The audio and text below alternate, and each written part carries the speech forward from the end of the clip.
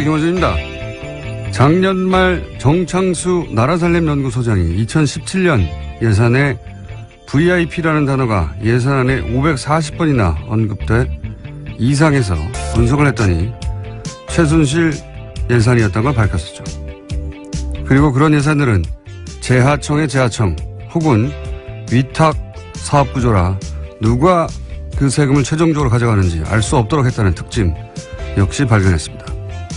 그런 예산이 문체부 하나만 따져도 16개 사업 3,200억대. 이런 사업들의 법적 근거가 없자 예산을 먼저 배정하고 나중에 청부 입법을 했던 사실도 드러났었습니다. 그 모든 게 VIP, 대통령 관심사라는 이유 하나만으로 이루어졌습니다. 자유한국당이 여당 시절에. 현재 국회에서 심의되는 2018년 예산 중 야당에 의해 보류 안건으로 지목된 사업들의 70%가 문재인 정부의 국정과제들입니다. 교문이 보류 예산 중 80%가 대통령과제. 행안위는 8개 보류안 중에 8개 모두 소위 문재인표 예산. 현재 국회 보류안건 소위에서 합의가 안 된 사안 전체가 국정과제 예산들입니다. 박근혜 정부에서는 VIP 관심사라는 이유만으로 예산이 만들어졌다면 이번 정부에서는 문재인 공약이었다는 이유만으로 보류되는 중입니다. 현재 국회가 돌아가는 꼴이 그렇습니다. 김원준 생각이었습니다.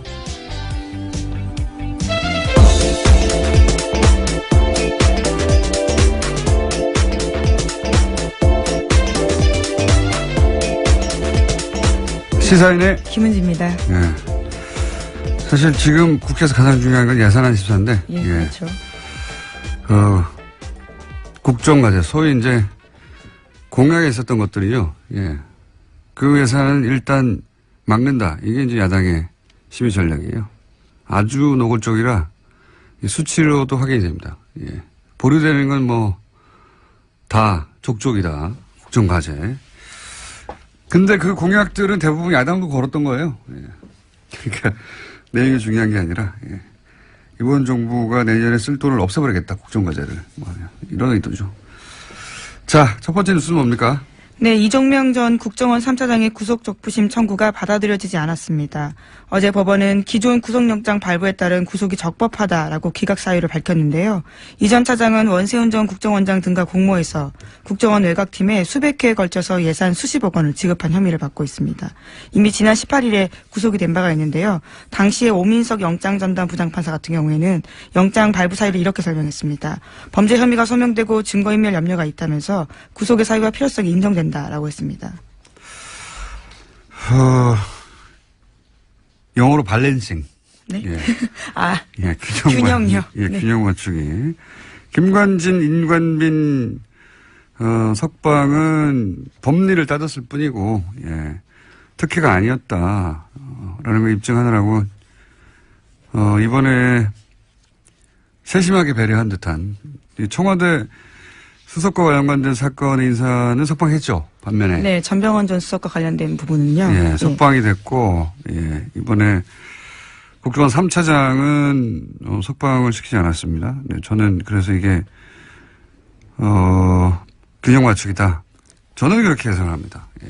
그래서 전병헌 전 수석을 MB가 살렸다고 제가 한 적이 있지 않습니까? 예. 구속도장이 찍혔던 걸 화이트로 지웠다는 뉴스도 있었잖아요. 예. 근데 만약 다시 구속영장이 청구된다면 전 수석은 구속될 가능성이 높다 이렇게 전망하는 바고요. 예, 현재 검찰이 재청구 카드를 만지작거리고 있다라는 보도도 꽤 나왔습니다. 자, 요 사안 관련해서는 아직도 이제 기다리고 있는 구속영장, 예, 실질 심사가 또 있어서 월요일쯤에 종합적으로 저희가 영장 해설 판사와 함께 다뤄보도록 하겠습니다. 자, 다음 뉴스는요? 네, 어제 국방부 사이버 댓글조사 TF가 3차 중간조사 결과를 발표했는데요. 군 사이버사령부가 지난 2012년에 총선에 총력 대응한다는 내용의 문건을 공식적으로 확인했습니다. 그런데 이 문건에 결재를 한 사람은요. 김관진 당시 국방부 장관입니다. 너무 당연히 구속되어 있어야 할 사람인데, 예. 이런 문구가 계속 나오는데. 결재했는데, 분명히. 결재라는 건 지시했다는 거거든요. 근데 이제 본인이 지시한 게 아니라 봤다는 뜻이다. 본인은 종북 대응을 하라고 지시했지 정치관여를 지시한 바가 없다라고 계속 주장을 하고 네. 있고 이에 대해서 신강렬 부장판사 같은 경우에는 다툼의 여지가 있다라는 취지의 다툼의 이야기를 여지가 했습니다. 어디 있습니까? 여기서 종북이라고 하는 게 정부에 반대하는 사람들인데 그래서 당시 야당 의원들 비난하는 댓글 단 거 아니에요? 예. 네, 어제 조사 결과 봐도요. 총선 직후의 보고 문건들을 보면 사이버사는 정권 심판과 여당 공격, 정권 교체를 위한 투표 참여 동료 등에 대해서 종북 활동으로 규정해서 대응했다라고 되어 이 있습니다. 야당은 그냥 종북이에요. 예. 정부를 비판하면 다 종북을 했는데 이게 무슨 다툼의 여지가 있습니까? 군이 대국민 여론전을 왜 합니까? 군이. 정치관여죠. 법으로 금지되어 있습니다. 그러니까 이제 보수를 계속 안보 하는데 국가 안보가 아니라 정권, 자신들의 안보, 자신들의 안위를 챙긴 거예요. 예. 그걸 다 종북이라는 단어로 묶어서 군이 정치 개입하게 했는데 문건도 나왔는데 결재도 했는데 지시도 했는데 구속이 안 되는 게 많이 되나요? 예. 네, 심지어 어제 발표에서는요, 2013년에 첫 조사했을 때 김관진 전 장관이 방해했던 내용까지도 나왔는데요. 관련해서 수사를 열심히 하려고 했던 헌병 수사관을 질책하고 수사팀에서 제외했다라는 내용도 있었습니다. 그러니까요. 예. 이게 이제 군이 정치에 개입하면 안 된다고 수사하려고 했더니 하지 말라고 한 거 같잖아요. 국방장관이. 김관진 국방장관 석방시킨 거는 두고두고 앞으로 거꾸로 발목을 잡을 거라고 저는 봅니다. 자, 다음 뉴스는요. 네, 관련해서 어제 SBS가 또 하나의 보도를 했는데요. 사이버사 댓글 공작에 대한 재조사가 본격화되면서 그 전에 김태효 전 청와대 대외전략기획관과 통화를 한 바가 있다라는 겁니다. 그 당시에 김태효 전 기획관 같은 경우에는 사이버사가 여론 조성을 위해서 댓글을 다는 것을 긍정적으로 평가한 이야기를 했다라고 하는데요. 지금 압수물 분석이 끝나는 대로 바로 김태효 전 비서관을 불러서 검찰이 조사할 계획입니다. 이게 청와대 김태효 비서관 당시에 대전략기획관인가요? 예. 네, 대외전략기획관입니다. 예, 사이버 댓글을 긍정적이라고 독려했다는 거잖아요. 예. 자기 스스로 인정했다라고 어제 SBS가 보도한 건데요. 그러니까 군이 왜 정권 심판, 여당 공격, 투표 참여 독려 이걸 종북으로 규정하고 대국민 여론전을 하는 걸 독려합니까? 군은 이런 일을 하라고 있는 게 아니에요. 예, 군인이 이런 일을 했는데 그래서 본인 이 김태호 기획관은 뭐가 잘못된 얘기가 아닙니까? 네. 종북 활동을 막았다는 거 아니에요. 그 종북이라는 건 그대로 나오잖아요. 정권 심판, 여당 공격, 투표 참여 독려. 이게 종북 활동이라는 이게 뒤에 북한이 있다는 거 아닙니까? 사실상 인정한 것들인데요. 이것도 다시 구속영장 김관진 같은 사안으로 김관진 장관을 구속영장을 청구할 수는 없는 걸로 아는데 새로운 게 나오지 않는 두고 보겠습니다. 네, 저희도. 자, 다음 뉴스는요. 네, 원세훈 전 국정원장이 재임 시절에 멀쩡한 관사를 두고 서울 강남에 새 관사를 마련했다라는 보도도 나왔습니다. 여기에는 국정원 특활비 10억 원이 쓰였다라고 하는데요. 원래 국정원 안가로 쓰이던 곳이었는데 2010년에 원세훈 전 원장이 관사로 개조하면서 이 비용을 국정원 특수활동비 그것도 해외 공작금에서 충당했다라고 합니다. 해외 공작금. 예, 당시 고급 부자재를 쓰고 값비싼 직기를 들여놓은 것으로 알려졌는데요. 하지만 당시에도 이 사실이 언론에 공개된 바가 있습니다. 그러자 부랴부랴 철거를 했는데 심지어 그 철거 비용까지도 해외 공작금을 썼다라고 합니다. 본인이 한국 사람이 아니라고 생각했나 보죠. 해외 공작비를 갖다 쓴 거 보니까. 제가 이명박 정권 초기에 어떤 강연 자리에서 질문을 받은 적이 있어요. 이명박 정부를 어떻게 정의하느냐. 제가 그때 뭐라고 그랬냐면 이명박 정부는 국가를 수익 모드로 삼는다. 지금 되돌아봐도 명언이에요. 아, 본인이 한 말을 스스로 그렇게 네. 말씀하시는 건가요? 네. 이게 이제 좀 어려운 말로 이익의 사유와 손실의 사유와 이런 말이 있잖아요. 이제 공적이어야 하는 이익은 개인이 챙기고 과정의 손실은 다 공동체가 떠안는 사대강 같은 사업이 그런 거죠. 예. 공사비들은 대기업들이 나눠 먹고 커미션도 누가 챙겼겠죠. 거대하게 아주. 근데 이제 강 오염되고 죽고 하는 거는 국민들한테 떠넘겨져 있는 거 아닙니까? 근데 이명박 정부는 여기 더해서 그 비용의 세금화, 예. 그 범법의 합법화 이런 것까지 더해집니다. 왜냐하면은 자원회계 같은 사업을 보시면 다 합법의 틀을 쓰고 있어요. 절차적으로는. 절차적으로 합법의 틀을 쓰고 있고 또 그 돈은 다 세금으로 하는 거거든요. 자기 돈을 가지고 하는 게 아니에요. 다 세금으로 하고 합법의 틀을 쓰고 있는데 그 이익은 이제 누군가가 챙겨가고 피해는 국민이 안게 되는 자원광물공사 이명박 정부 때 말도 안 되는 이건 사기다 싶은 그런 투자로 결국은 자본 잠식을 해서 망하게 생겼어요. 우리나라 정도의 경제 규모, 우리나라 정도의 경제 형편에서 공사가 망한다는 건 상상할 수 없는 겁니다. 예. 나라가 뒷받침하는 공사가 지금 망하게 생겼는데 이 어려운 걸 이명박 정부 해낸 거예요. 그 어려운 걸요. 굉장히 어려운 일이거든요. 그 예하 측근들도 똑같은 루틴이에요. 대통령이 국가를 수익 모델을 삼았다면 이 핵심들은 공직을 수익 모델로 삼은 거랑 마찬가지예요. 원세훈 국정원장이라는 공직을 자기 수익 모델로 삼아서 해외 공작비를 빼돌려가지고 스탠퍼드에 돈을 보내고요. 예, 200만 불 보내고 개인 거점 만들려고 했다는 거 아닙니까? 그리고 국정원이 소유한 건물, 거기 꼭대기층을 사적인 사교공간을 만들었다는 거잖아요. 예, 심지어 여기는 원세훈 전 원장의 부인이 사적으로 쓴 것으로 추정되고 있는데요. 여기서 사교 모임을 했던 것으로 알려져 있습니다. 매우 이명박적이에요, 이 사건은. 예, 매우 이명박적이다. 굉장히 어울립니다. 이런 사건 없었으면 섭섭할 뻔했어요. 예. 근데 이제 지금까지 밝혀진 것만 해도 제가 이런 이야기를 들은 건 몇 년 전이거든요. 예. 저 정도가 드는 것도 몇 년 전이기 때문에, 예. 본격적인 수사가 이루어지면 훨씬 더 많이 나올 거라고 봅니다. 그때는 이런 이야기를 해도 아무도 믿질 않았었는데. 예. 자, 다음 뉴스는요? 네, 관련한 보도가 계속해서 있는데요. 원세훈 전 원장 시절에 국정원이 위장 사업자 이름의 차명 계좌를 무더기로 운영했다라고 어제 JTBC가 보도했습니다. 이 차명 계좌는 민간인 댓글 부대 등을 수사하는 과정에서 나왔다라고 하는데요. 댓글 부대 운영비 52억 원의 흐름을 확인하는 과정에서 해당 계좌들이 무더기로 발견됐다라고 합니다. 이것도 재미있는 뉴스네요. 원래 이 가짜회사, 위장회사, 예. 이 정보기관들이 이런 가짜 회사들 쓰죠. 특히 해외 공작 같은 거 할 때. 네, 그렇죠. 우리나라 사건 중에 가짜 회사가 등장했던 것 중에 하나가 해킹팀, 이탈리아 사찰 프로그램 해킹팀을 구매했던 회사. 예, 그 회사가 실체가 분명한 위상회사다 이런 얘기가 있었고요. 네, 2015년 사건이었습니다.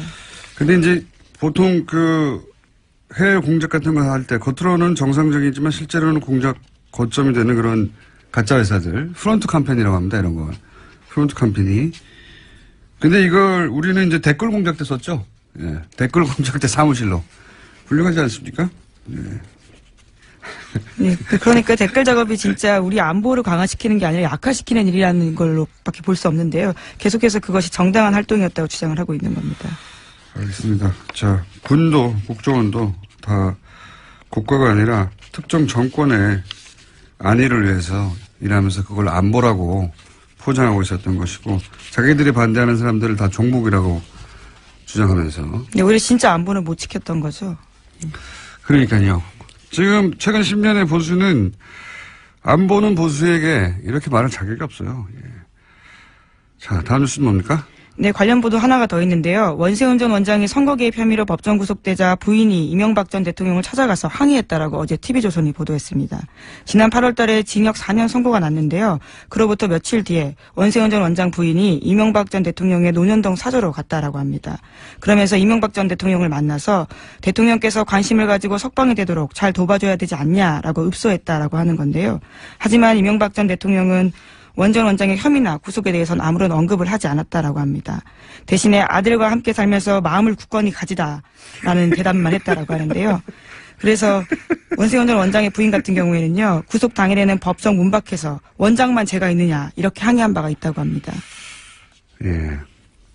부인 성격 좀 있으신 분으로 제가 알고 있고요. 네. 네, 국정원에서는 부원장이라는 호칭을 얻을 정도로요. 굉장히 여러모로 캐릭터가 강한 분이었습니다.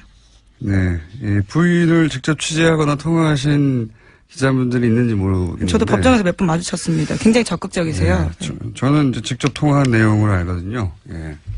성격 좀 있으신, 캐릭터 좀 있으신 분이고요. 그런데 이제 갔더니 이명박 전 대통령이 했다는 말이 재밌네요. 아들과 같이 살면서 마음을 굳건히 가지라고. 예. 네, 정작 중요한 부분에 대해서는 아무런 이야기를 하지 않아서 섭섭한 마음을 가질 수밖에 없었다라는 취지의 보도입니다. 이 멘트는 본인에게 고스란히 되돌아올 수도 있습니다. 예. 어떤 예언적 멘트라고 볼 수도 있는데, 어쨌든 원세훈 전 원장의 부인도 사실은, 예, 사법적 처벌을 받기 힘들지도 모릅니다. 네. 어쨌든 성격 좀 있으신 분인데 그 일화가 재밌는 일화가 보도됐네요. 네, 이 말도 굉장히 인상적입니다. 원장만 죄가 있느냐라고 이야기했다는 당연히 거죠. 아니겠죠. 당연히 아니겠죠. 자, 이런 일들이 있었다고 합니다. 다음 뉴스는요. 네, 김병찬 서울 용산경찰서장이 검찰 조사를 받고 있는데요. 받았습니다. 2012년 경찰의 국정원 댓글 사건 수사 정보를 국정원에 흘려줬다라는 혐의를 받고 있습니다. 이와 관련한 내용들이 좀 나왔는데요. 오늘 아침 경향신문 보도입니다. 당시에 서울 수사 2계장으로 일할 때 상황이 심각하다라면서 국정원 관계자에게 수사 정보를 알려주고 분석 범위도 줄여주겠다라면서 수사 축소를 시도한 정황이 있었다라는 겁니다. 김병찬 용산경찰서장을 지금 압수수색하고 수사하는 것은 결국은 김용판 전 서울청장을 타겟으로 한 것이죠. 무죄를 그때 당시는 받았는데, 그때는 조사 2계장이었거든요. 예, 조사 네, 2계장. 수사 2계장이요. 예. 수사 2계장이었거든요. 그래서 실무 책임자로 이 사안을 덮는 데 역할을 했다라고 보고. 근데 이제, 2012년 당시 2013년에 조사했죠. 최동욱 그리고 윤석열 팀이 이 수사를 할 때 그때 결국 법정에 나와서는 이 김 서장이 김병찬 서장이 아무것도 안 알려줬다 섭섭하다 이렇게 진술했는데 네, 국정원 직원이 그렇게 진술했었습니다. 예, 그 연락 체계했던 국정원 직원이 그 국정원 직원이 이제 번복을 했죠. 예. 네, 굉장히 자세하게 진술했는데요. 당시에 자신과 20분 정도 통화하면서 상황이 심각하다, 뭐가 나왔다 이렇게 이야기를 했고 그러자 걱정하지 마라, 우리가 다 알아서 조사 범위를 줄여주겠다 이렇게 이야기했다고 합니다. 그렇죠. 그래서 결국 어떻게 줄였냐면은 검색어를 줄입니다. 예. 검색을 해서 걸릴 거 아닙니까? 근데 이제 정치 댓글들이요. 예. 그 검색어를 확 줄여가지고 아무것도 안 걸리게 만든 다음에 아무것도 안 나왔다고 바꾸죠. 예.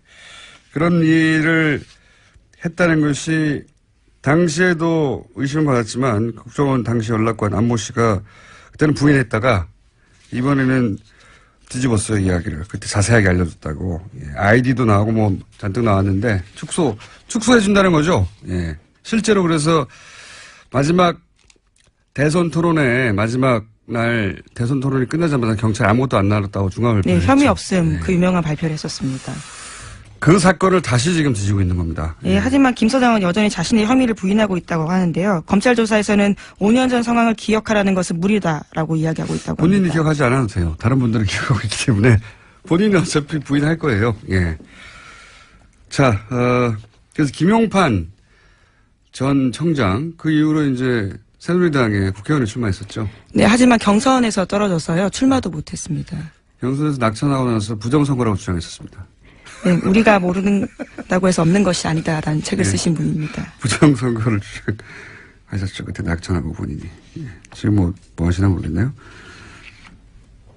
다음, 아마 뉴스에 나오실 것 같은데 곧 이어서. 뭐지 않아. 다음 뉴스는요? 네, 박근혜 전 대통령이 이재용 삼성전자 부회장을 위해서 갤럭시 휴대전화 관련된 규제도 직접 챙겼다라는 오마이뉴스 보도가 있습니다. 갤럭시 S5의 심박도 측정 센서, 갤럭시 노트4의 산소 포화도 측정 센서 관련 규제를 직접 챙겼다라는 증거를요, 박영수 특별검사팀이 확보했다라고 합니다. 아하. 이게 이제 의료기기인데, 그죠? 이런 건. 규제를 완화해준다라는 예, 건데요. 규제를 완화해주는 게 아니라 삼성한테만 해준 거죠, 그냥. 그러고 보면 별 청탁을 다 했어요. 네. 근데 그 중에서, 여객 조세 포탈 2조 5천억. 갑자기 국세청이 묻지도 따지도 않고 여객 탈세. 예, 신고하라고 예. 했었죠. 신고하면 봐준다는 기간을 갑자기 내걸고, 그때 2조 5천억 정도의 사실은 비자금, 예. 여기 탈세. 그 자체만 따져가지고도 많은 사람들이 감옥을 오래 갈 액수인데, 그걸 그때 받아준 적이 있잖아요. 국세청이. 이거 누가 시켰는지, 이게 갤럭시의 심박도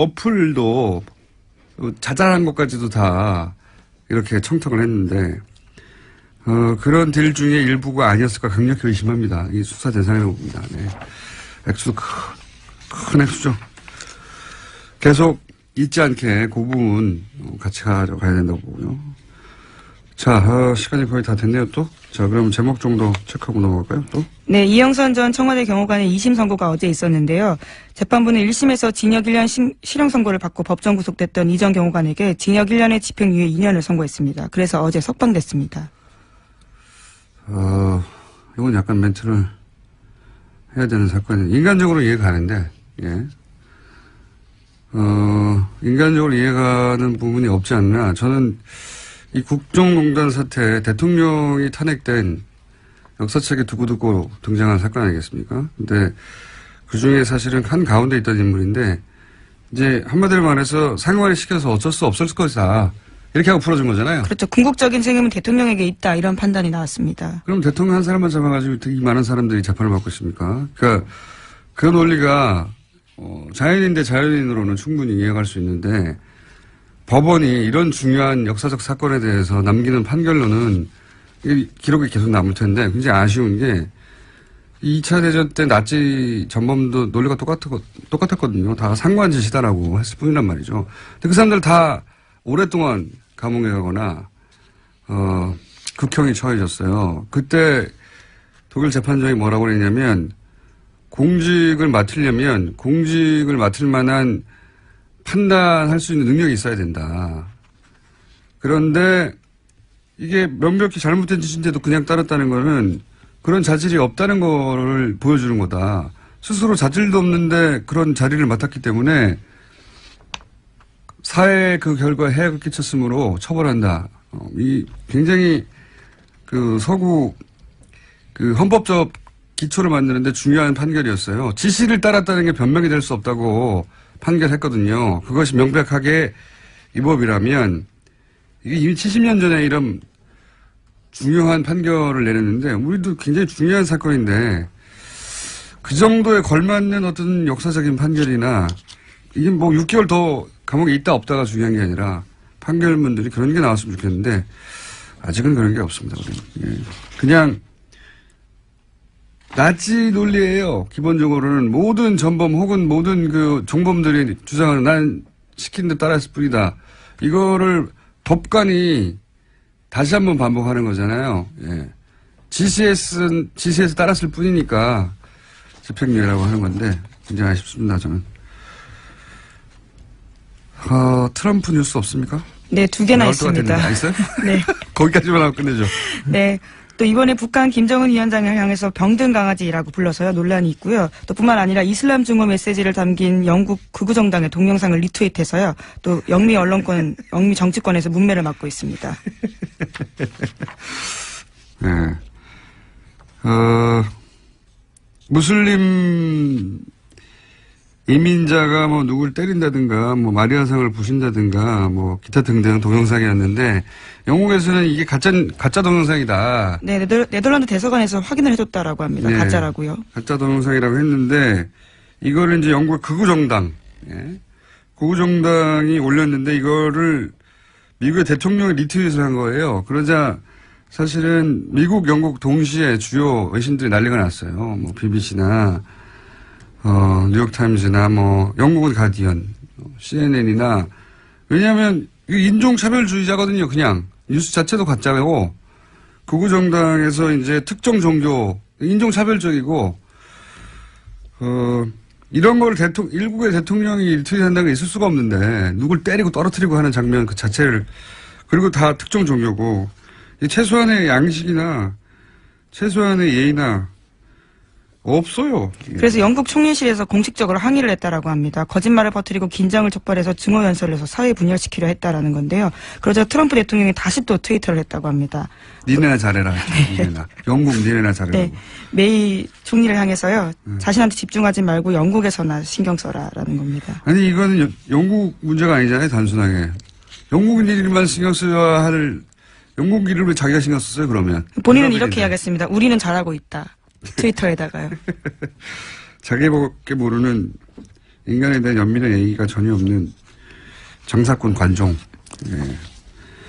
미국 대통령이라고 해서 그 사실이 변하는 게 아닙니다. 저는 장사꾼 관종이라고 보고 이적이 짝이 없는 트럼프가 김정은에게 병든 강아지라고 했었거든요.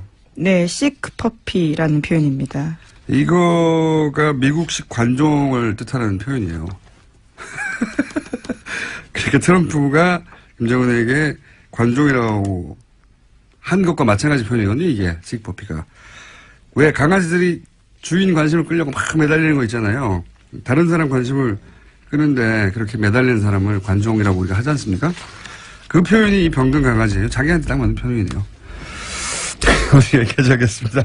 지금 하여튼 예, 그런 니트옷을 해가지고 결국 트윗으로 망할 것 같습니다. 양반은. 여기까지 하겠습니다. 시사인의 김은지였습니다. 감사합니다. 이명박 정부 하에서의 210억 대출 의혹 사건, 농협 대출 의혹 사건이죠. 이 문제를 계시다가 최근에 너무 자주 나오시는 겁니다. 이제 그만 나오셔야 될 것 같은데 한 번 더 나오셨습니다. 한 번 더 나오신 이유는 국회 농해수위 소속이신데 이명박 정부 시절 벌어졌던 어마어마한 문제가 있는데 이 문제를 아무도 되짚고 있지 않다. 꼭 되짚어야 하겠다. 그래서 한 번 더 나오신 더불어민주당의 김영건 의원 스튜디오에 계십니다. 안녕하십니까? 예, 반갑습니다. 저는 이제 농협 사건 새로운 게 나오거나 아니면은 농협 사건 이후로 이제 연구하시기로 하신 당시 농협 지도수 사건, 예. 농협 해킹 사건, 예. 이제 한동안 안 나오시겠다 싶은데 갑자기 또 나오셨어요? 예. 근데 요거는 꼭 짚어둬야 되겠다고 하신 농해수위 소속으로서. 예. 그게 이제 그 구제역, AI, 가축 전염병을 이명박 정부 때 어떻게 처리했고 그게 왜 문제였으며 그게 어떤 의도가 깔려 있는 그런 의혹이 있는가 이 얘기를 꼭 하고 싶다고. 예. 자, AI, 뭐 가축 전염병. 예. 일반인들은 이 집만 한 번씩 거론되고 뭐 살처분되고 뭐 이런 얘기 나오지 않습니까? 예. 농장에서 직접 일하시는 분들이 아니면은 이게 이제 금방 잊혀지거든요. 예. 근데 이명박 정부 시절에 이 살처분이 왜 다른 정부하고 다르게 크게 문제가 됩니까? 일단 이제 엄청난 살처분이 그때 이루어진 거죠. 일단 그러니까 양 자체가. 양 자체가. 그러니까 김대중, 노무현, 이명박, 박근혜 정부의 그 방역 정책 그리고 그 과정을 보면은 대대적으로 실패한 게 이명박 정부예요.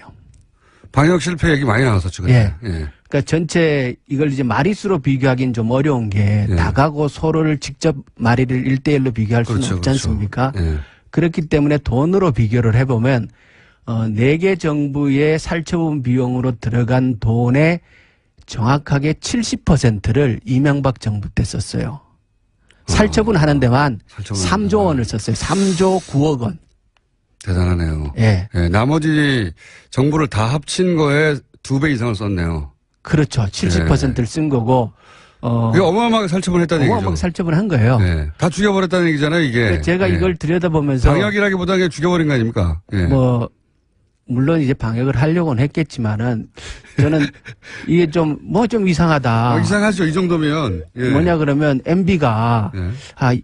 이 양반 정말 뒤끝이 있는 양반이구나. 왜냐 그러면 MB 초기 때 광우병 파동으로 곤혹을 치렀지 않습니까? 예. 그런데 MB 5년이 지나고 나서 보면은 예. 결국 우리 한우 농가는 절반으로 줄어요. 왜 그렇습니까?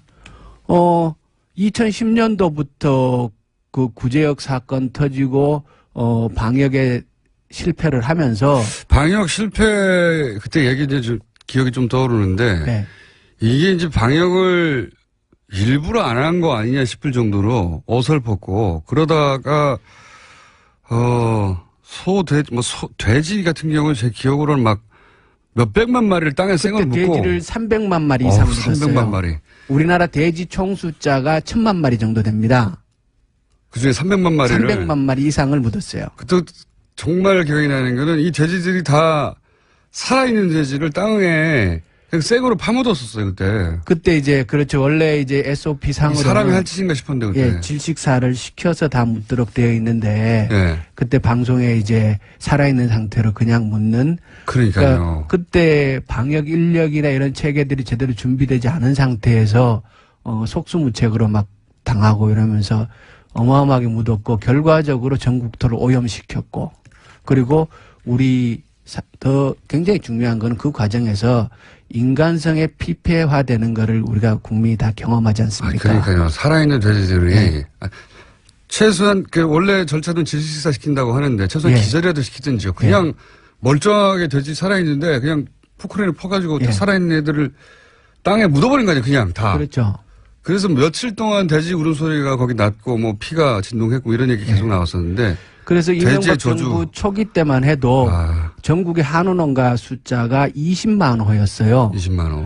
근데 그 과정을 거치면서 10만 호 이하로 떨어졌고요. 지금 전국의 한우 농가 숫자는 8만 6천 호입니다. MB 시절에 이 과정을 거치면서요. 과정을 거치면서. 그리고 그때 썼던 그러면 그 대신에 미국 소고기 수입은 소고기 수입은 엄청나게 늘어난 거고. 그만큼 늘어났겠네요. 네, 늘어난 거고.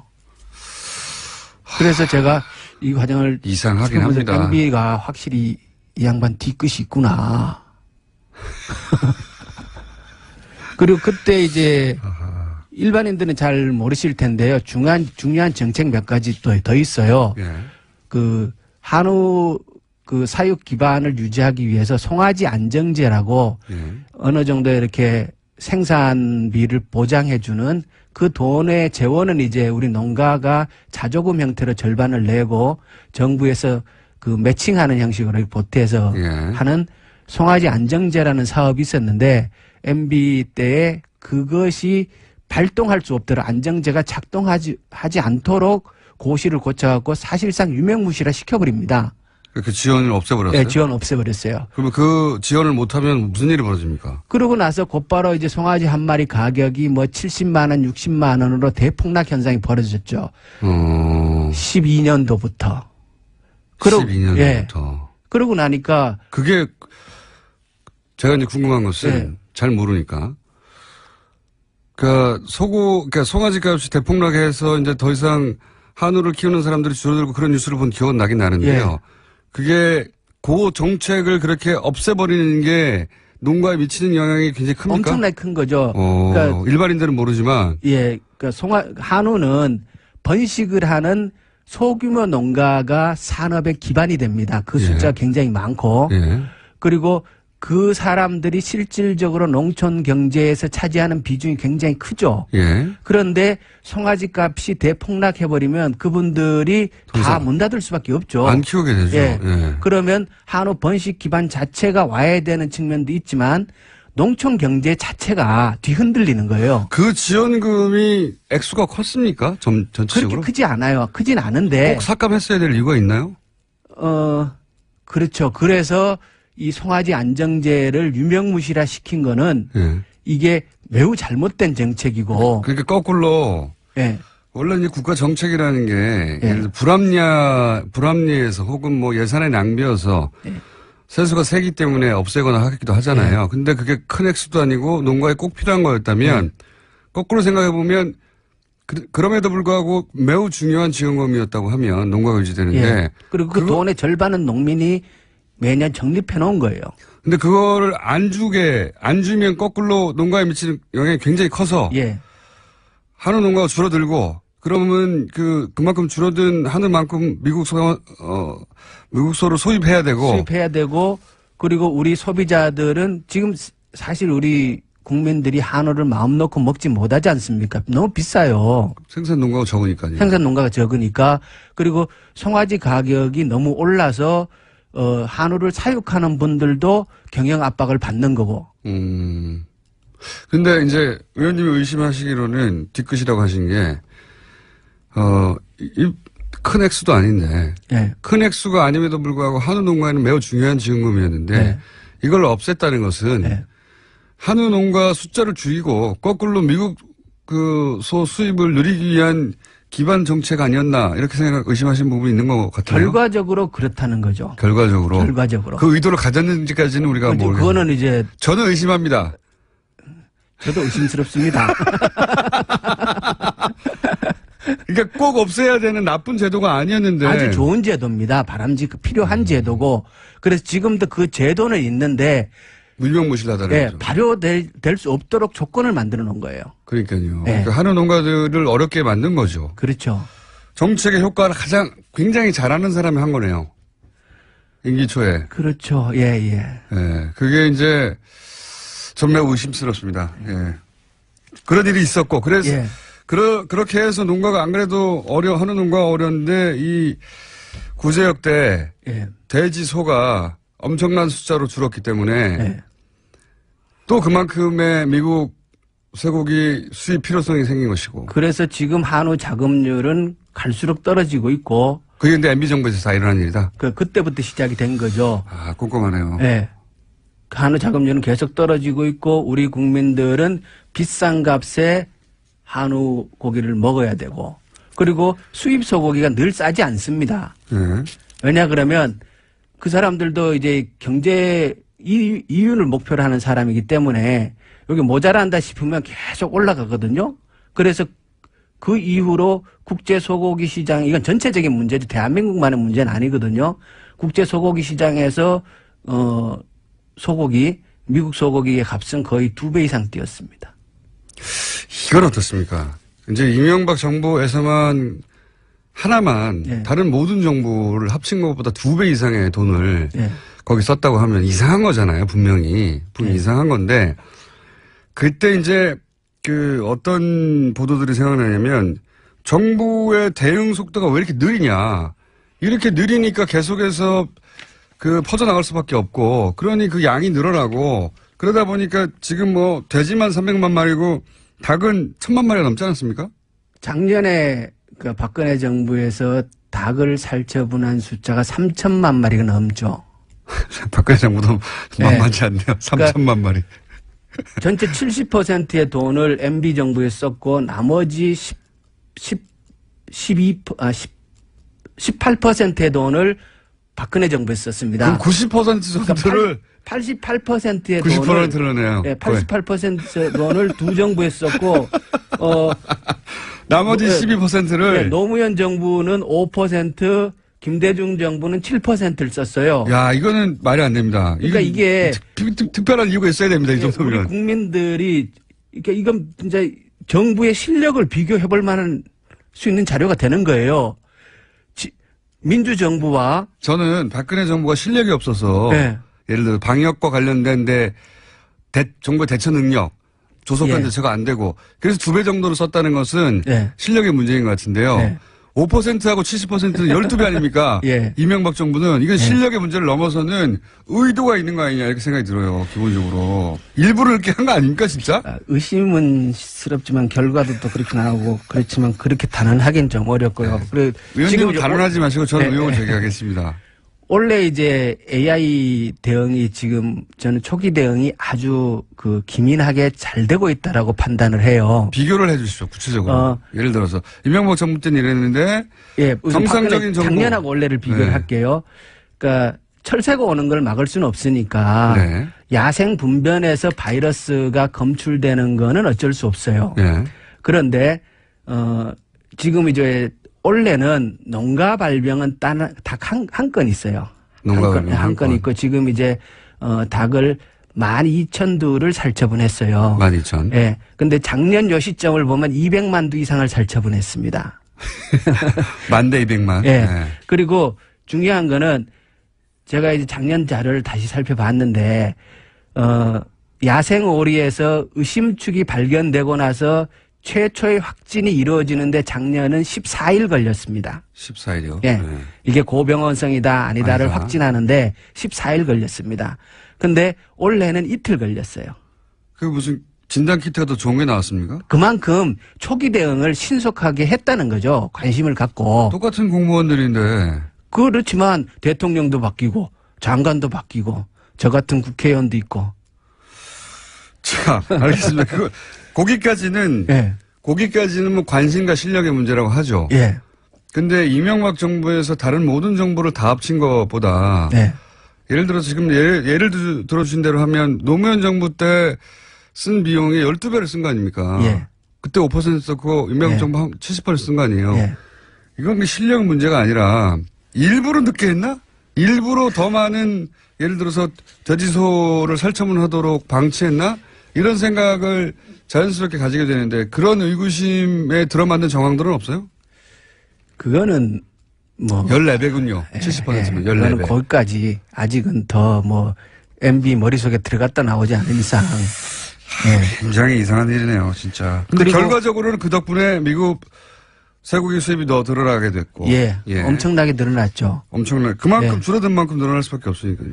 그렇죠. 그리고 한우는 가격이 올라갈 수밖에 없고. 한우 비싸고 소비자들은 불편하고. 만약에 이게 누군가의 구상이었다면 천재적인 구상이네요. 결과적으로는.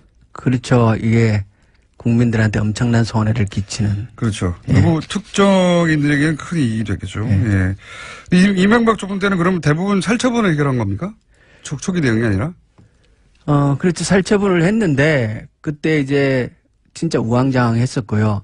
그러니까 이번에 이제 우리가 새 정부 들어가서, 방역국을 만들었어요. 예. 그러니까 초기 대응도 중요하고 방역의 체계를 바로잡는 문제도 매우 중요하고 그래서 방역국을 신설을 했어요.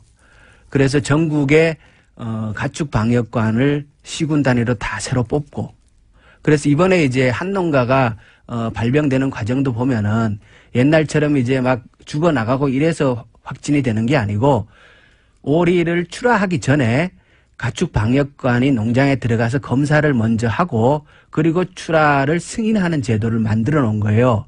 그래서 이번에 가축 방역관에 들어가서 보니까 뭔가 좀 이상하다 이래갖고 자기 돈을 주고 농장에다가 오리를 5마리를 사가지고 나옵니다. 이 방역관이. 그래서 그거를 검사를 해서 이미 퍼진 다음에 발견한 게 아니라. 아닙니다. 그게 아닙니다. 선제적으로 방역관이 의심스러워 예, 쏟아낸 출하 거예요? 전에 검사를 한 거고 검사 과정에서 좀 이상하다 이래가지고 자기 돈을 주고 사가지고 오는 거예요. 그 그 오리를. 방역관 크게 칭찬받아야 되겠네요. 칭찬받고 상 줘야 됩니다. 그러네요. 그리고 이런 제도를 만들어낸 사람도 좀 칭찬받아야 하지 않을까. 의원님이 혹시 하셨습니까? 제가 조금 기여했습니다. 네, 잘하셨고요. 그리고 또 원래 이제 우리가 원래도 오리에서 발병했지 않습니까? 네. 역대 쭉을 살펴보면은 항상 오리에서 시작합니다. 아, 그래요? 예, 오리에서 시작을 해가지고. 우리는 야생 오리들이 있으니까. 이게 어떻게 되는 거냐면 네. 야생철새에서 인플루엔자가 넘어오지 않습니까? 네. 그럼 그게 사육하는 오리한테 전염이 돼요. 네. 근데 우리는 야생 철새들이 오는 도래지 같은 연못이나. 예, 그 비슷한데 또 사육을 합니다. 주변에. 가니까. 예. 그래서 옮겨지는구나. 그런데 오리가 닭은 이제 오염이 되면 금방 그 병리 현상이 나타납니다. 그래서 육안으로 관찰되고 죽고 막 이랬는데 네. 오리는 내성이 강해가지고 안 죽어요. 그러니까 감염된 상태에서 오랫동안 살아요. 그러면서 바이러스가 많이 쫙 퍼뜨리는구나. 퍼져나가서 이게 예. 그래서 우리가 원래 뭘 했냐 그러면 예. 2번 이상 발병한 농가를 대상으로 사육 휴식제를 도입한 거예요. 예산을 들여갖고. 그래서 지금 전국에 기 발병하던 농가들의 농장에는 오리가 지금 없습니다. 자, 의원님. 예. 일부러 마무리를 안 하신 것 같은데 시간이 다 됐어요. 한 번 더 나오시려고 그러는데. 이거 저희 계속 한번 따져보겠습니다. 노무현 정부는 3%였어요. 김영건 의원이었습니다. 감사합니다. 예, 고맙습니다. 5%가 아니라. 3%였어요? 예. 예.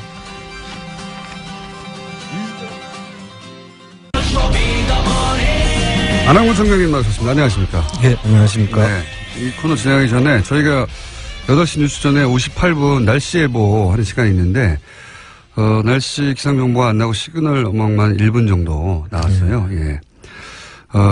알고 봤더니 기상정보를 전하는 분이, 전날 밤. 그래서 순간적으로 잠시, 잠시 깜빡 조신 게 아닐까. 그럴 수 있지 않습니까? 그렇죠. 예, 시청자도 깜짝 사람으로서. 놀랐겠네요, 그런데. 그렇다고 합니다. 자, 오늘 총장님 얘기 진행하기 전에 바로 앞 순서에 김영건 의원님 전혀 새로운 이야기 들었는데 너무 이상해서 저도. 노무현 정부 때 3%밖에 안 쓴 비용, 설치문 비용을 이명박 정부 혼자 70%를 썼다는 거 아닌가. 네. 그 최근 4개 정부를 다 합친 비용의 70%를 혼자 썼다. 그러니까요. 예. 근데 바로 직전 정부가 3%밖에 안 썼다고 하면 똑같은 공무원 체계에 똑같은 뭐 진단 시스템에 똑같은 프로세스 공무원들인데 갑자기 20 몇 배가 더 나빠졌다는 거는 이게 단순한 문제가 아니다. 그렇죠. 예. 금액이 엄청나더라고요. 3조씩 이렇게 들어간. 보상 금액만 3조고 예. 그러면 살처분 하기 위해서 땅 파고 싣고 뭐 이런 그런 비용도 조 단위가 들어갔을 거거든요. 예. 그래서 김영건 의원님은 이제 농가 피해 관점에서 보셨는데 예, 이거 농가 피해 관점만 볼 게 아니고 거꾸로 이익을 본 사람이 있을 거 아닙니까? 그렇습니다. 뭐 미국의 수출업자라든지 예. 또 국내 수입업자, 예. 그 외국 수입국이라든지 이런 것들이 많이 들어와야 이익을 보는 사람들. 그리고 실제로 그 시기에 중소 수입업자들은 다 망하고 대기업들이 수입업자로 재편됐다고 하거든요. 그렇죠. 그 관련된 업자들 그 중심으로 해서 무슨 문제가 있을 수 있으니까 그걸 한번 살펴봐야 될 것 같아요. 그러니까 이익을 본 사람은 없는가? 이제 피해를 본 농가의 입장에서만 이제 보셨는데 저는 듣다가 누군가 피해를 보면 누군가 이익을 보는 게 이 업계의 생리인데. 그렇습니다. 이명박 정부를 보면 설마가 전혀 없거든요. 항상 맞습니다. 항상 우리가 예상하는 그 이상이거든요. 저는 그래서 김영건 의원실에서 이 사안을 농가 피해 관점도 중요한데 거꾸로 이로 인해서 이득을 본 업계가 혹은 사람들이 누가 있냐의 관점에서 바라보면 전혀 다른 그림이 보여질 거라고. 예, 저도 그렇게 봅니다. 그런 생각이 드는데, 네. 이명박 대통령 전문가로서 지금 그렇게 보시는 거죠? 그래서 오랫동안. 그리고 다른 얘기 하기 전에 제가 이제 며칠 전에 국세청에서 작년 12월 9일 이게 국회에서 탄핵안이 가결되는 날입니다. 예. 네, 굉장히 상징적인 날인데 이때 갑자기 국세청이 다스를 세무조사를 했다. 예. 한 단신이 나왔어요. 그래서 제가 그때 그저께인가요? 그 브리핑을 하면서 이거는 아무래도 몇 가지 시나리오가 있는데 하나는 이때 세무조사를 해두면 4년이나 5년에 한 번씩 하는 이때 해두면 정권이 넘어가도 금방 못한다. 네. 그런 용도거나 혹은 혹시 세무조사를 하면 걸릴 게 있는지 없는지 한번 체크해 보는 거거나 그런 것 중에 하나가 아닐까라고 저 혼자 브리핑을 했었는데 전문가로 보시기에 어떻습니까? 지금 예상한 대로 맞다고 보고요. 제가 올해 연구해 왔어요. 이분들의 사고방식은. 2012년도에도 한번 했더라고요. 그렇군요. 그 시점이 이제 이명박 정부가 마지막 그 해였지 않습니까? 네. 그 이명박 정부 마지막 해에 그때 이루어진 거하고 16년도 말에 이루어진 것도 2017년도에 탄핵이 되면은 선거가 있어 이게 예상이 그러니까요. 되는 시점이잖아요. 정권이 넘어갈 수도 있는. 그렇습니다. 그래서 보통 세무조사는 5년 만에 한 번씩은 이제 네. 하도록 되어 있지 않습니까? 네. 그리고 한 번 하고 나면 다음에 돌아서서 또 조사를 할 수가 없도록 통상의 경우에는. 그러면 이제 보통 다시 조사한다 그러면 이거 정치적 세무조사 이렇게 그렇죠. 주장할 수 있는 그런 근거를 마련하려고 갑자기 한 게 아닌가. 예, 그래서 일단 중복조사 내지는 뭐 정치적 세무조사로 몰고 갈 수 있는 그런 근거가 되기 때문에 쉽게 조사를 못할 거다라고 판단하고 했을 가능성이 아주 높다는 거죠. 국세청장을 하신 전문가라서 그렇게 보시죠. 예, 이게 한 예방주사의 성격이 있다. 제가 이명박 대통령 전문가 연구가로서 보자마자 그런 생각을 했는데 저를 좀 칭찬해 주십시오. 세무 쪽도 전문가로 지금. 그렇지 않다면 너무 이상한 날 갑자기 이루어졌다. 그렇습니다. 예. 저도 그렇게 예상을 했었는데 역시 전문가가 보시기에도 그렇군요. 그러면서 이런 말을 했어요. 뭐 미국 공장이 어려워서 법인세가 줄었고 뭐 그래서 국세청이 별다른 조치 없이 조사를 끝냈다고 단신이 나왔는데 예. 이건 어떻게 보십니까? 그 석 달간 조사를 했는데 뭐 별 아무것도 없다는 아무것도 거. 없다. 그게 이제 예방주사죠. 원래 이게 조사가 됐으면 이 다스에 대해서는 상당히 문제가 많지 않습니까? 그렇죠. 그동안에 많은 부분들도 알 수밖에 없을 텐데 이게 했으면 사실 통합조사를 했어야 되죠. 그건 어떤 의미입니까? 통합조사라는 것은 이 다스 안에 그 김재정 씨 상속세도 문제가 있었지 않습니까? 예. 상속세도 지금 상속세 조사를 제대로 안 한 정황이 너무나 많이 드러나거든요. 아하, 상속돼서. 예. 그리고 그 전에 또 다스의 비자금이 또 있다는 이야기도 이미 있었지 않습니까? 예. 그 특검 때 그런 이야기도 있었고. 그리고 이상한 자금 흐름이 또 있었지 않습니까? SB 글로벌 로직스에서 다스로 들어간 돈이 1,485억이 이상하다는 그런 내용도 있었고, 이런 내용들을 제대로 된 그 조사가 이루어졌다면 이 외에도 많은 내용들이 있지만 그런 부분들은 반드시 통합조사를 통해서야만 알 수 있는 내용이거든요. 여기는 법인세가 그때 이미 줄었기 때문에 법인세만 조사를 한 걸로 지금 보이는데 그렇게 해서는 찾을 수가 없죠. 할 짓을 안 했군요. 그렇습니다. 예. 국세청이. 만약에 제대로 조사를 했다면 했어야 할 걸 하지 않고 그냥 세무조사를 했다고 하는 기록만 탁 남기는. 기록 남기는 예방주사다. 그렇게 좀. 그렇게 이제 청장을 하신 분이 이렇게 이분이 하는 청장님이 말하면 그런 겁니다. 청장을 하신 분이 그렇게 말씀하셨고, 다시 한번 김영건 의원이 들고 온 오늘의 사안이 저는 지금까지는 한 번도 드러나지 않았던 새로운 비리 의혹의 대상이 될 수 있다고 보는 게, 당시 이명박 대통령 취임식 때 미국 축산업협회장이 와서 초대받아서 앉아서 있었어요, 그때. 예. 그 커넥션들도 떠오르고 새록새록 떠오르는 것들이 지금 있습니다. 예. 그 관점에서 새로 봐야 된다. 예, 반드시 한번 그 내용을 정리해 볼 필요가 있는 것 같습니다. 자, 그래서 다스를 국세청이 다스를 갑자기 세무조사하고 아무것도 없다고 했던 뜬금없는 보도 관련해서는 저희가 잠깐 짚어봤고요. 그러니까 지금이라도 제대로 조사하면 다스에서 나올 게 너무 많다. 그렇습니다. 보시는 거죠? 예. 뭐 제가 다 언급도 안 했지만 사실 여러 가지 있지 않습니까? 일감 몰아주기 하기 위한 거다. 승계 문제라든지 예. 그 국세청하고 공정거래위원회 붙었다 하면. 예, 이거 내용을 지금 사실 바로 들어가야 되는 겁니다. 조사를.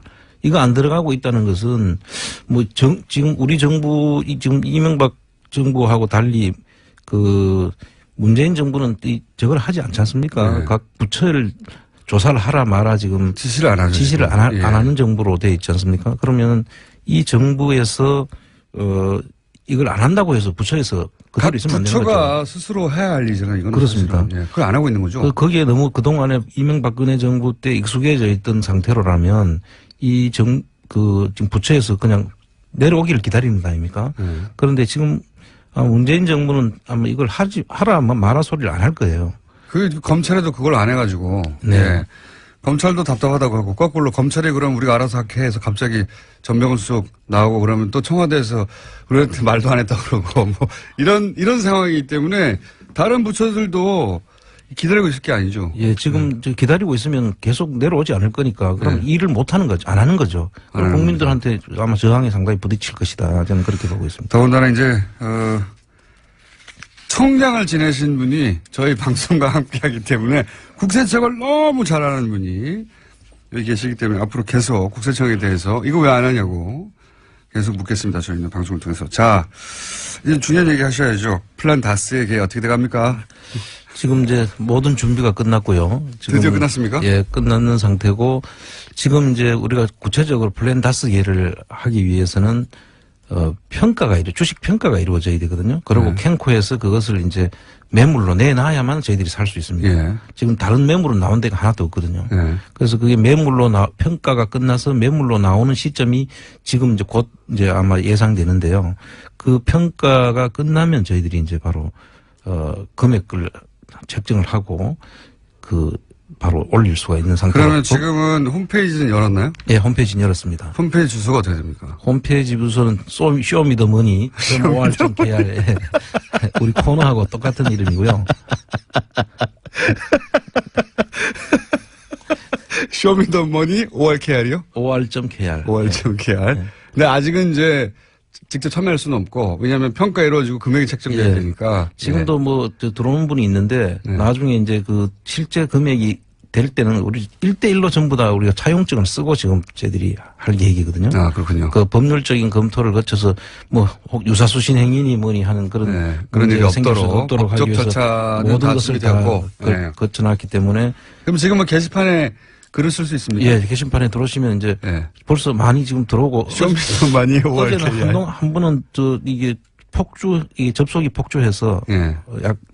내가 들어갈 수가 없더라고요. 한번 보니까.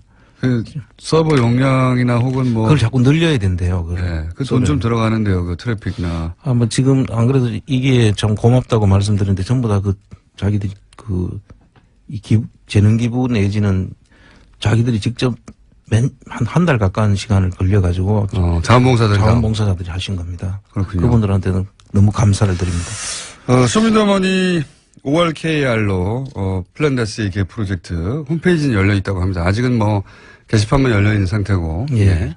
응원 메시지 남겨주시고요. 쇼미더머니 5월 KR. 자, 그러면 그게 언제 예상되죠? 지금 작년의 기준으로 봤을 때 11월 말 12월 초에 지금이네요. 예, 지금 시점인데 아직 지금 나오지 말이 않는 걸로 없습니까? 봐서 요번에 지금 제가 재무제표를 한번 들여다 보니까 네. 그 재무제표 속에 이익금이 좀 많이 줄었더라고요. 네. 최근에. 어떤 의미입니까? 이익이 줄었다는 이야기는 매출은 늘었는데 누군가 이익을 가져갔다는 얘기예요? 그래서 지금 제가 의심하는 거는 2010년 2007, 8년부터 지금 한 10년 전까지를 제가 쭉 네. 보니까 매출은 급속도로 성장을 해 왔는데 네. 이익금은 똑같아요. 거의 뭐 300억대에서 왔다 갔다 하더라고요. 그럼 이익금 일부가 어딘가에 숨어가지고 누군가 그래서 상당히 가져갔다? 그 분식에 의심이 되는. 분식 의심된다. 그래서 실질적으로 원래 매출이 늘어나면 예. 뭐 똑같지는 않지만 비슷한 비율로 사실은 당연하죠. 이익도 늘어나야 되는 게 예. 정상 아니겠습니까? 근데 보니까 매출은 급속도로 늘어났는데 이익은 예전이나 지금이나 거의 비슷해요. 300억대를 왔다 갔다 하는데 그 뭐 결손은 한 번도 없었지만 계속 이익금이 계속 그 수준밖에 유지를 안 하고 있는 거죠. 예를 들어서 매출이 몇백원 늘었는데 이익금이 그대로입니까? 10년 그렇죠. 사이에? 1조 정도 선에 있다가 지금 2조 2조 7천억 뭐 3조 가까이 육박하는데 거의 3배가 됐는데도 이익금 그대로 이익은 그대로 유지되고 있는 거죠. 이상하긴 이상하네요. 예, 아주 이상합니다. 이상한 일이 많이 일어나는 세긴 합니다만. 그래서 이 회계 감사라든지 뭐 세무 조사를 통해서 이런 부분들은 보다 보면 예. 이렇게 계속 이익금이 이렇게 맞춘 듯이 계속 일정하다는 이야기는 문제가 있을 수 있는 회사거든요. 그럼 감사나 이런 데서 지적을 했어야 되는 것 같은데 예. 아무도 제대로 본 것이 아닌가. 근데 요것만 봐도 분식회계 의심을 하실 수 있는 정도입니다. 그렇습니다. 총장님이시니까. 그러면 만약에 이제 곧 있을 것 같은데 머지않아 플란다스에게 이 다스 주식 3% 매입 프로젝트. 예. 만약에 3%를 매입한다면 현행 법률이 보장하고 있는 권리 혹은 법률이 보장하고 있는 할 수 있는 일들이 뭐가 있습니까? 제가 간단하게 한번 정리를 해봤었습니다. 네. 첫째는 그 임시주주총회를 우리가 정부를 할 수 있어요. 임시주주총회. 근데 임시주주총회를 하는 의미는 주주총회를 했을 때도 우리가 3% 주식 가지고 실질적인 권리 행사를 하기가 힘들지 않습니까? 네. 그런데 이게 아주 묘수가 하나 있습니다. 묘수가 뭐냐면 이게 만약에 이명박 씨 개인 재산인데 이거를 다른 사람 명의로 이렇게 차명으로 네. 주식을 해놨다고 하면 만약에 차명 주식에 대해서는 의결권이 제한되게 돼 있어요.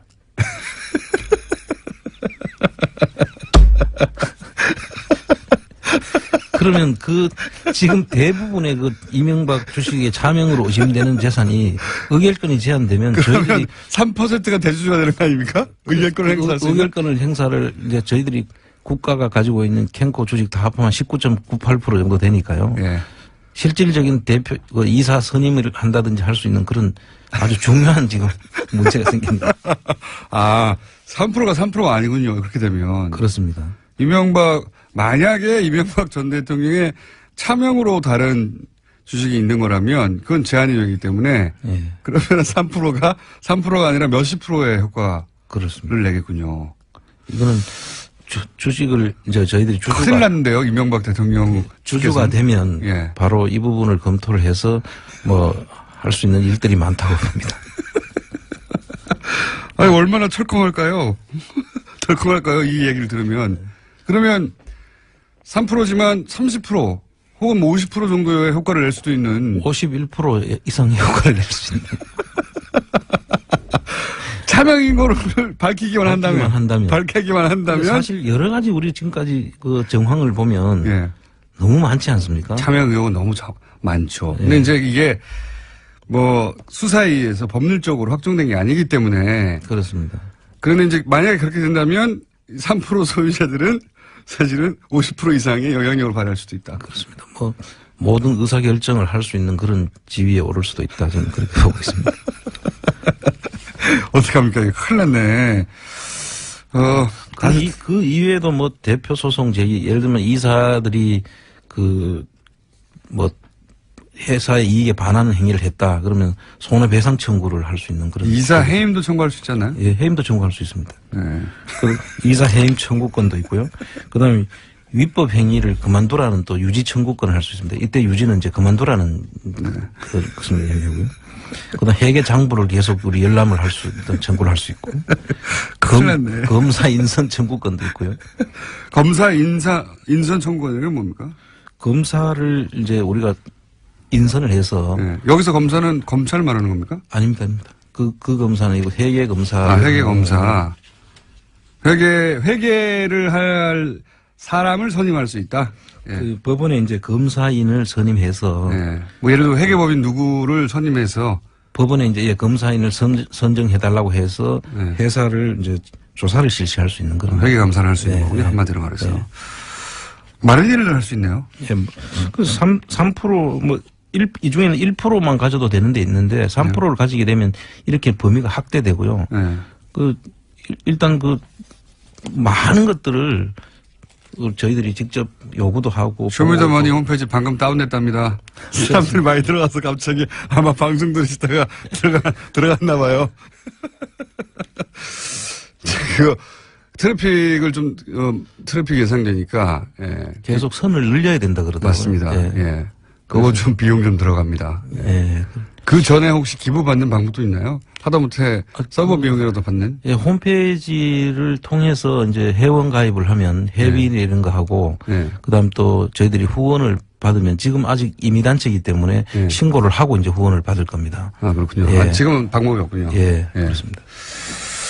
3%로, 3%가 3%에 불과한 게 아니라 3%만으로도 법적으로 보장된 권한이 있지만 이제 이게 차명 주식이라는 게 밝혀지면 예. 그게 삼성생명의 그 이건희 그 차명 주식도 의결권 제한 규정 때문에 문제가 되는 거하고 똑같은 거죠. 차명이 밝혀지면 이제 회사의 의결권을 행사하지 못한다는 것은 회사 주인이 아니라는 뜻이죠. 그렇습니다. 그럼 3%가 주인이 될 수도 있습니다. 그렇습니다. 이거 생각보다 큰일이네요. 그렇게 큰 회사를 3%를 모아가지고 사실상 좌지우지할 수도 있는 큰일 났습니다. 이 뉴스를 만약에 실소유주들이 들으면 큰일 났다고 생각할 것 같아요. 그래서 이 얼마나 부분 미울까요?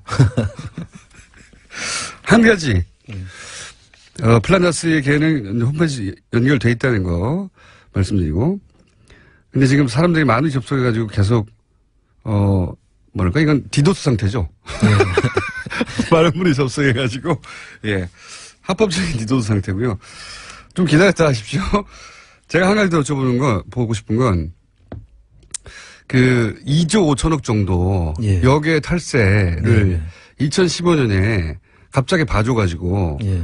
합법화하도록 도와줬다는 거 아닙니까? 예.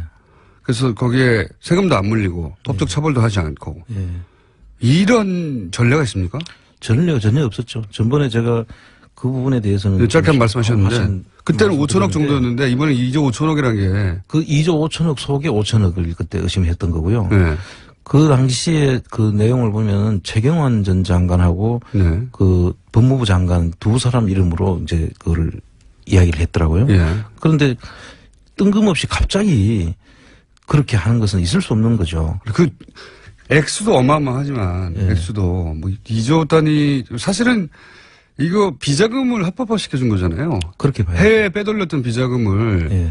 그냥 정상적인 돈으로 만들어준 거 아닙니까? 예. 그렇게 함으로 해서 그동안에 있었던 그 돈이 나가는 과정도 있지 않겠습니까? 예. 돈이 나갈 때는 회사 돈을 횡령했을 수도 있고 그렇죠. 해외에서 또 신고해야 될 소득이 있었는데 그걸 신고 안 하고 거기에 묻어뒀을 수도 있고 네.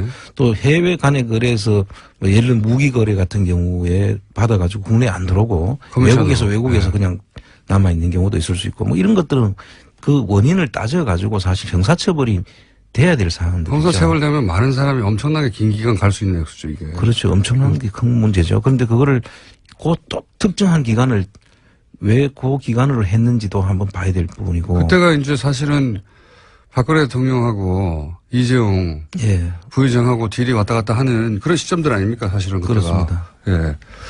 그래서 이 정도 이런 일은 없었고 그리고 이로 인해서 입을 수 있는 특혜도 어마어마한데 예. 이게 그냥 국세청장 혼자서 결정할 수 있는 일은 절대 아니지 않습니까? 예. 부총리가 발표를 했더라고요. 네. 그 기간을 열어가지고. 네. 그래서 국세청의 입장에서 보면 그런 부분들은 사실 국민들이 알 수 있도록 해야 되는 거죠. 이런 걸 왜 했는지도 예. 알아야 되고. 왜 그렇게 하게 됐는지 국민들이 납득이 가는 네. 그런 조치를 할 때는 알려주고 해야 되는 거죠. 그때 그래서 삼성이 2조 5천억의 금액이 이렇게 해서 합법화됐다는 얘기 안 했어요. 아무도. 몰랐죠. 몰랐죠. 나중에 정권이 교체되고 밝혀지는 겁니다. 지금. 그렇습니다. 예. 이거 매우 의심스러우시죠? 매우 의심스럽죠. 매우 이거는 왜 그 시기에 하필 그렇게 했으면 IMF 때 그 은행들끼리 그 채권을 확보하기 위해서 서로 협의하는 상황에서는 이런 초법적인 조치를 한 경우가 있었습니다. 특수한 경우에. 그런데 그런 상황이 아닌 상태에서 이렇게 초법적인 조치를 하는 것은 이해하기 힘든 부분이죠.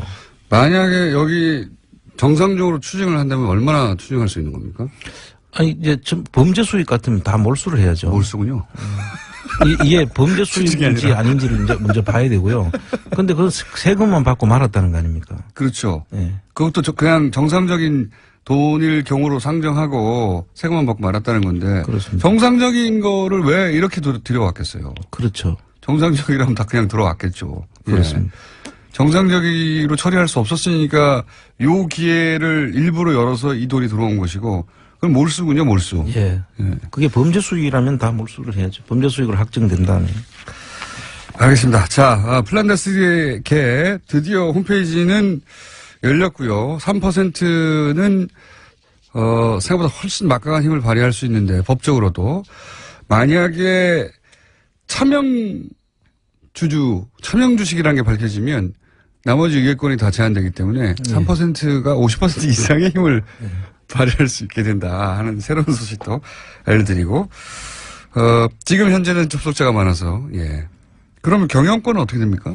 경영권도 이사들 해임할 수 있는 건 아니니까. 3%가 차명 주식으로 밝혀지면 참 밝혀지면 경영권 행사를 실질적으로 할 수 있는 그런 게 아까 51% 효과가 있다는 게 그런 겁니다. 참 좋아요. 이거 큰일 났는데 3%로 경영진을 교체할 수도 있겠군요. 이제 그 사이에 이제 차명 주식을 저희들이 밝혀야죠. 네. 청장님? 예. 저 뭐 하나 시켜주세요, 그럼. 부회장이나 이런 거 좀 시켜주세요. 자, 홈페이지 열렸습니다. 네. 아직 받고 있지는 않습니다만 열렸습니다. 너무 접속자가 많아서, 예. 오늘 저녁에는 한번 다시 해보시고, 지금은 폭주하고 있어서 안 열리 나옵니다. 오늘 여기까지 하겠습니다. 안원구 전 대구지방국세청장이자 플란다스의 개주였습니다. 감사합니다. 예, 감사합니다. 불친절한 AS. 예. 쇼미더머니.or.kr 플랜 다스에게 홈페이지. 트래픽 초과로 접속이 안 된다는 문자가 폭주하고 있습니다. 어떡하겠어요? 너무 많은 분들이 한꺼번에 갔는데, 예. 오늘 나눠서 들어가 보시고요. 관련 문자 굉장히 많이 왔습니다. 개 들라고 보험 깼어요. 빨리 해주세요. 이런 분도 있고, 예. 미리 돈을 예치하면 안 되나요? 예. 현기증 난단 말이야. 농협에서 대출받아서 기하려고 생각 중입니다.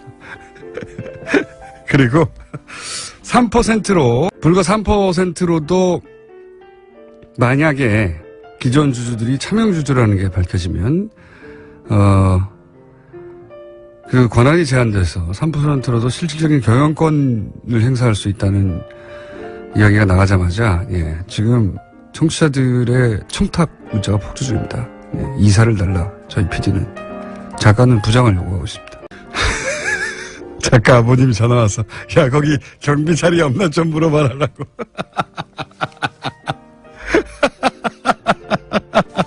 다 싫어합니다. 네, 다 싫어하고요.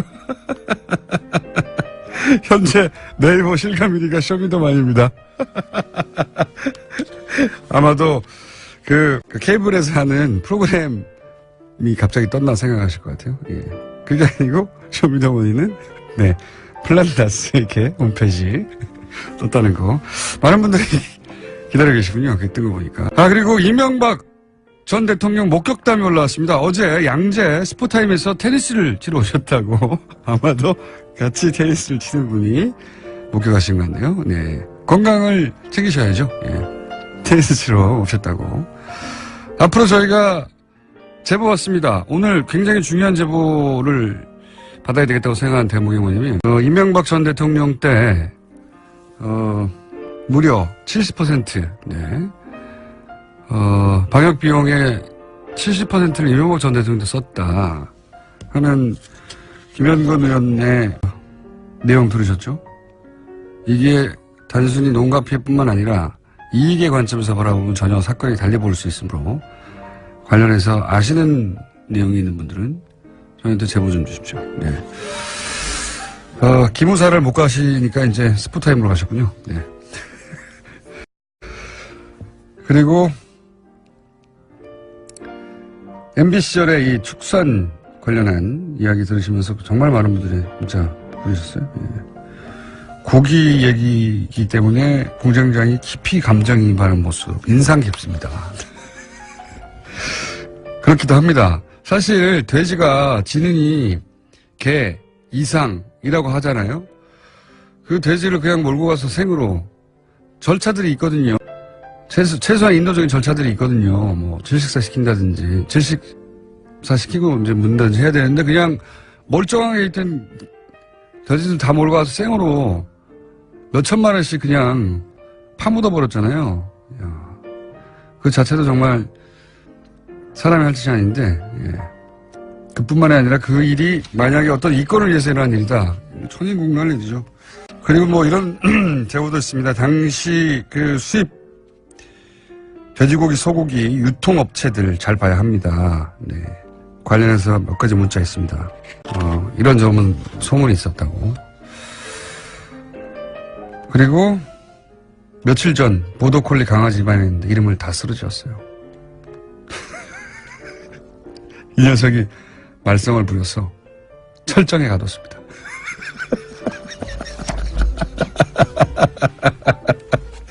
오늘 여기까지 하겠습니다.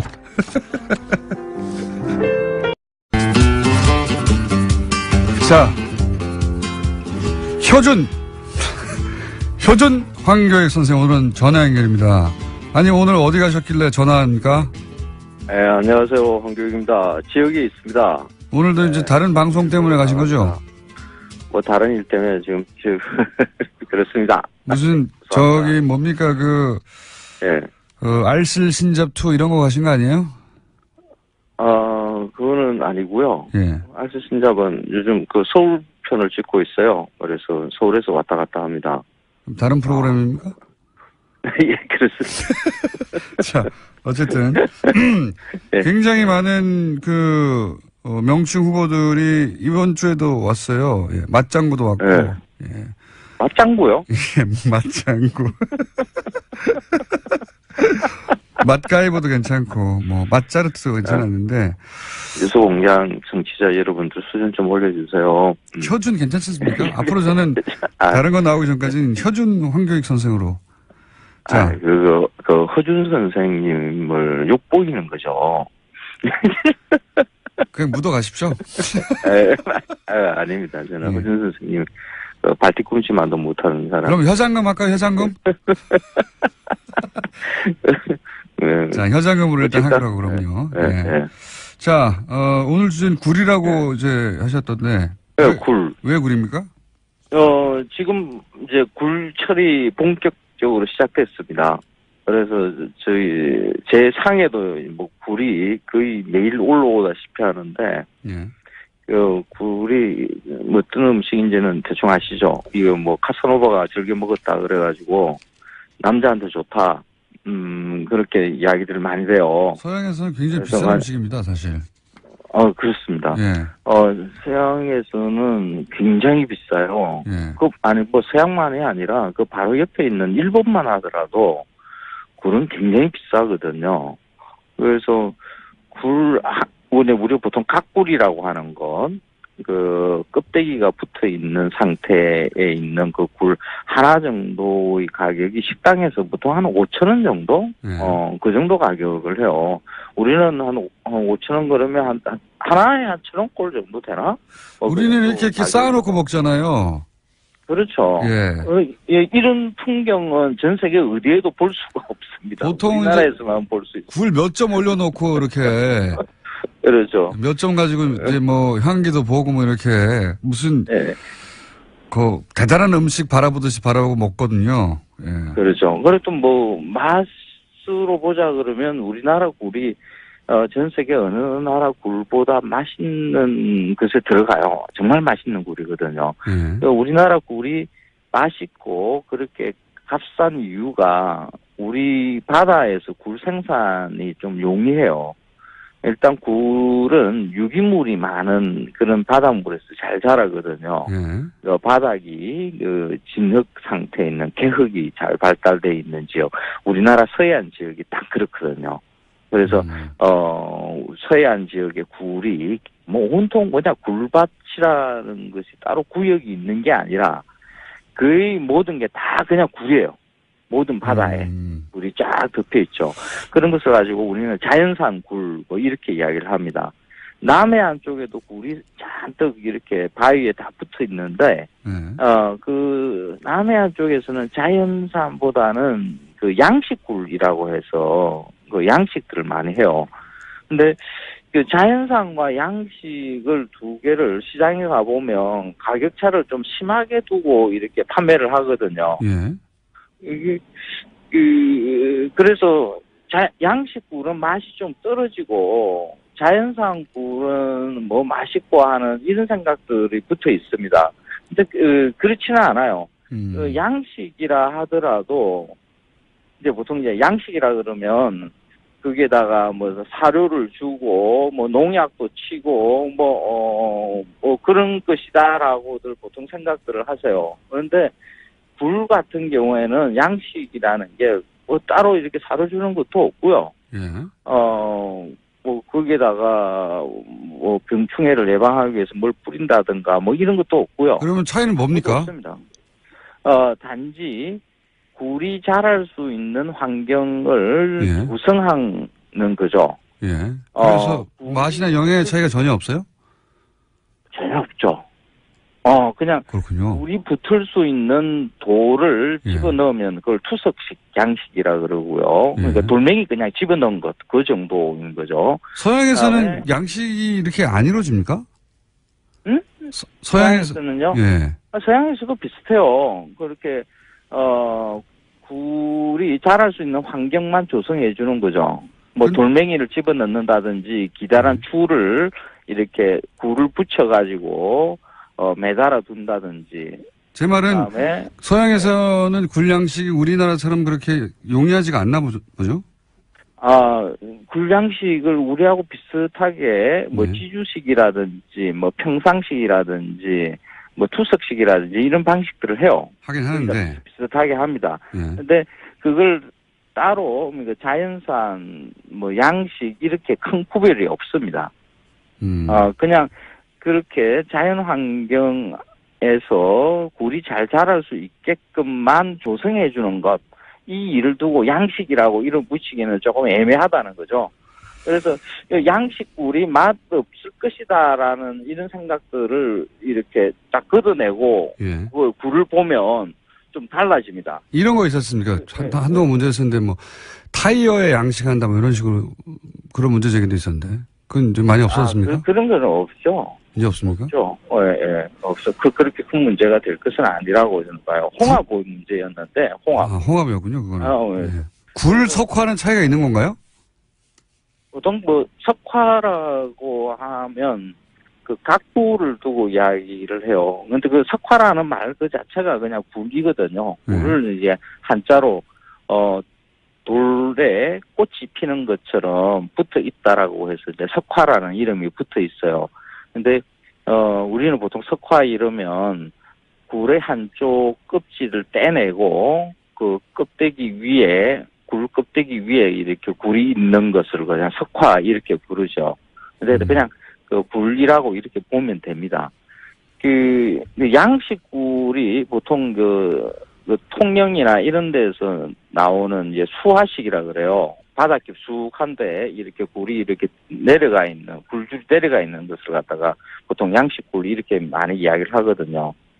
근데 그걸, 그런 굴이 맛있을 때가 딱, 진짜 맛있을 때가 있어요.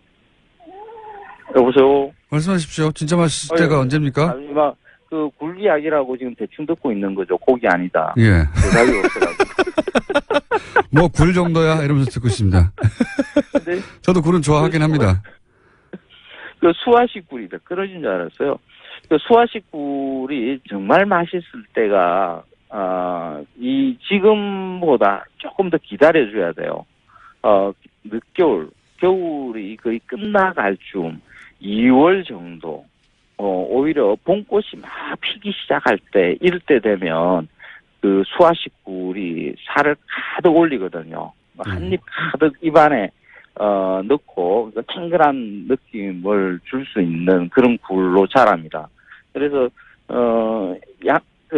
보통 그 자연산 굴이라고 하는 것은 돌에 붙어 있는 것을 겨우겨우 떼내는 것이기 때문에 그 크기가 작아요. 그래서 이제 잘게 먹을 수 있는 것의 특징이 있고, 양식이라 하는 것은 오히려 자연산에서 느낄 수 없는 그런 한입 가득 굴을 입에 넣을 수 있는 그런 아주 포만감을 줄 수 있는 게 있거든요. 그 타이밍을 제대로 이렇게 즐기겠다 이러면 지금입니까? 조금 더 기다려줘야 됩니다. 조금 더 기다려야 하면 그때 가서 굴을 다루시지 미리 다루시는 겁니까? 그게 보통 보면 예. 지금 막 굴을 많이 드세요. 이제 굴철이 들어왔다. 예. 그런데 오히려 그 굴철이 진짜 양식 굴이 맛있을 때는 굴철이 아닌 줄로 알고 또 깜빡 놓치세요. 그래서 대기하라. 그걸 굴철이 온다. 대기하라. 굴은 지금부터 시작해서 봄꽃이 필 때까지다. 그렇군요. 그러니까 이 계절을 갖다가 제대로 즐기시라. 이 이야기를 들으려고. 마지막 질문인데 30초밖에 안 남았는데 네. 어디 굴이 최고입니까? 지역마다 굴이 다 달라요. 예. 그 바다마다 그 바다의 특징이 밑에 개흙이 있느냐, 돌이냐, 바다가 그 강한 조류에 의해서 조류가 흘러가느냐, 멈춰져 있느냐. 시간이 다 돼가고 있습니다. 어디 굴이 최고입니까? 최고 없고 다 달라요. 각 특색이 있고 자기 취향에 따라 먹으면 된다. 그렇죠. 네. 그래서 서해안부터 남해안, 동해안. 선생님 시간 다 됐습니다. 겨울에 이렇게 굴을 갖다가 이렇게 쭉 한번 굴 여행을 한번 가보십시오. 그러면 알겠습니다. 아주 좋습니다. 예. 서준 환경